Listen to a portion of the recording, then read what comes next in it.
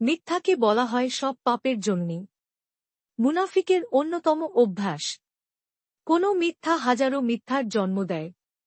মিথ্যা প্রতিষ্ঠা করতে গিয়ে মানুষ হাজারো পাপে লিপ্ত হয়। নিম্নে মানব জীবনে মিথ্যার কিছু কুপ্রভাব তুলে ধরা হল। মানসিক শান্তি কেড়ে নেয়। মিথ্যা মানুষের মানসিক শান্তি কেড়ে নেয়। মানুষকে সার্বক্ষণিক দ্বিধাদ্বন্দ্বে ফেলে রাখে। তাই শান্তিময় জীবনের জন্য মিথ্যা ত্যাগ করা জরুরি। হাদিস শরীফে ইরশাদ হয়েছে, আবুল হাওরা আশাদি রহ থেকে বর্ণিত। তিনি বলেন, হাসান ইবনু আলী রাজি আল্লাহু আনহু কে আমি প্রশ্ন করলাম, আপনি রাসূলুল্লাহ সাল্লাল্লাহু আলাইহিস সাল্লাম এর কোন কথাটা মনে রেখেছেন? তিনি বললেন, আমি রাসূলুল্লাহ সাল্লাল্লাহু আলাইহিস সাল্লাম এর এই কথাটি মনে রেখেছি, যে বিষয়ে তোমার সন্দেহ হয় তা ছেড়ে দিয়ে যাতে সন্দেহের সম্ভাবনা নেই তা গ্রহণ করো। যেহেতু সত্য হল শান্তি ও স্বস্তি এবং মিথ্যা হল দ্বিধা সন্দেহ। তিরমিজি হাদিস 2518। অন্তরকে রোগাক্রান্ত করে। মিথ্যা অন্তরকে রোগাক্রান্ত করে। যে রোগ মানুষকে হক থেকে বঞ্চিত করে এবং জাহান্নাম পর্যন্ত নিয়ে যায়। পবিত্র কোরআনে মুনাফিকদের এই রোগের ব্যাপারে মহান আল্লাহ বলেন, আর মানুষের মধ্যে কিছু এমন আছে যারা বলে, আমরা ঈমান এনেছি আল্লাহর প্রতি এবং শেষ দিনের প্রতি, অথচ তারা মুমিন নয়। তারা আল্লাহকে এবং যারা ঈমান এনেছে তাদেরকে ধোঁকা দিচ্ছে, অথচ তারা নিজদেরই ধোঁকা দিচ্ছে এবং তারা তা অনুধাবন করে না। তাদের অন্তরে আছে ব্যাধি, অতঃপর আল্লাহ তাদের ব্যাধি বাড়িয়ে দিয়েছেন, আর তাদের জন্য রয়েছে যন্ত্রণাদায়ক শাস্তি, কারণ তারা মিথ্যাবাদী। সূরা বাকারাহ আয়াত 810। জীবন সংকুচিত করে দেয় বাহ্যিকভাবে মৃত্যুকদের অনেক সফল মনে হলেও মূলত তারা বঞ্চিত ও ব্যর্থ।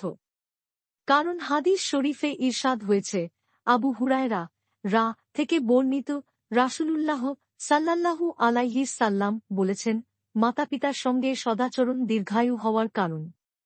মিথ্যাচারিতা জীবিকা সংকুচিত করে দেয় এবং দোয়া দ্বারা ভাগ্যের পরিবর্তন ঘটে। আত-তারগিব ওয়াত তারহিব হাদিস 4488। ফেরেশতারা দূরে সরে যায়। যারা মিথ্যা বলে, ফেরেশতারা তাদের এই মিথ্যার দুর্গন্ধে তাদের থেকে দূরে সরে যায়। হাদিস শরীফে ইরশাদ হয়েছে, হযরত ইবন উমার রাজি আল্লাহু আনহু সূত্রে নবী সাল্লাল্লাহু আলাইহিস সাল্লাম বলেছেন, বান্দা যখন মিথ্যা কথা বলে, ফেরেশতারা তার কাছ থেকে দুর্গন্ধের কারণে 1 মাইল দূরে চলে যায়। আত-তারগিব ওয়াত তারহিব হাদিস 4489। হাদিসটির সনদ নিয়ে অনেকেই সন্দেহ পোষণ করলেও ইমাম তিরমিজি রহ বলেন, হাদিসটি হাসান। হিদায়াত থেকে বঞ্চিত হয়। যারা অধিক মিথ্যা বলে এমন সীমা লঙ্ঘন করে মহান আল্লাহ তাদের হিদায়াত থেকে বঞ্চিত করেন। পবিত্র কোরআনে ইরশাদ হয়েছে, নিশ্চয়ই আল্লাহ তাকে হিদায়াত দেন না যে সীমা লঙ্ঘনকারী, মিথ্যাবাদী। সূরা মুমিন আয়াত 28। আল্লাহর রহমত থেকে বঞ্চিত করে। মিথ্যাবাদী আল্লাহর অপছন্দের পাত্র। এজন্যই মহান আল্লাহ তাঁর প্রিয় হাবিবকে খ্রিস্টানদের অতিরঞ্জিত মিথ্যা তথ্য প্রদান ও তর্কের মোকাবেলায় মুবাহালার শিক্ষা দেন। মুবাহালার অর্থ হল দুই পক্ষের একে অপরের প্রতি অভিসম্পাত করা।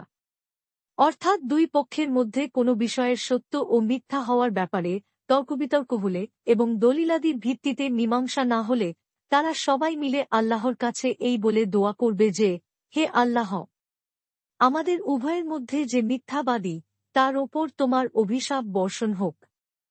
পবিত্র কোরআনে ইরশাদ হয়েছে, অতঃপর তোমার নিকট জ্ঞান আসার পর যে তোমার সঙ্গে এ বিষয়ে ঝগড়া করে, তবে তুমি তাকে বলো, এসো আমরা ডেকে নিই আমাদের সন্তানদের ও তোমাদের সন্তানদের, আর আমাদের নারীদের ও তোমাদের নারীদের এবং আমাদের নিজেদের ও তোমাদের নিজেদের, তারপর আমরা বিনীত প্রার্থনা করি, মিথ্যাবাদীদের ওপর আল্লাহর লানত করি। সূরা আলে ইমরান আয়াত 61। পাপাচারে লিপ্ত করে।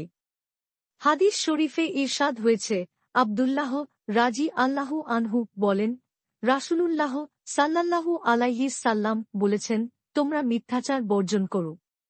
কেননা মিথ্যা পাপাচারের দিকে ধাবিত করে এবং পাপাচার জাহান্নামে নিয়ে যায়। কোনো ব্যক্তি সর্বদা মিথ্যা বলতে থাকলে এবং মিথ্যাচারকে স্বভাবে পরিণত করলে শেষ পর্যন্ত আল্লাহর নিকট তার নাম মিথ্যুক হিসেবেই লেখা হয়। আর তোমরা অবশ্যই সততা অবলম্বন করবে, কেননা সততা নেক কাজের দিকে পথ দেখায় এবং নেক কাজ জান্নাতের দিকে নিয়ে যায়। আর কোনো ব্যক্তি সর্বদা সততা বজায় রাখলে এবং সততাকে নিজের স্বভাবে পরিণত করলে শেষ পর্যন্ত আল্লাহর কাছে তার নাম পরম সত্যবাদী হিসেবে লিপিবদ্ধ হয়। আবু দাউদ হাদিস 4989।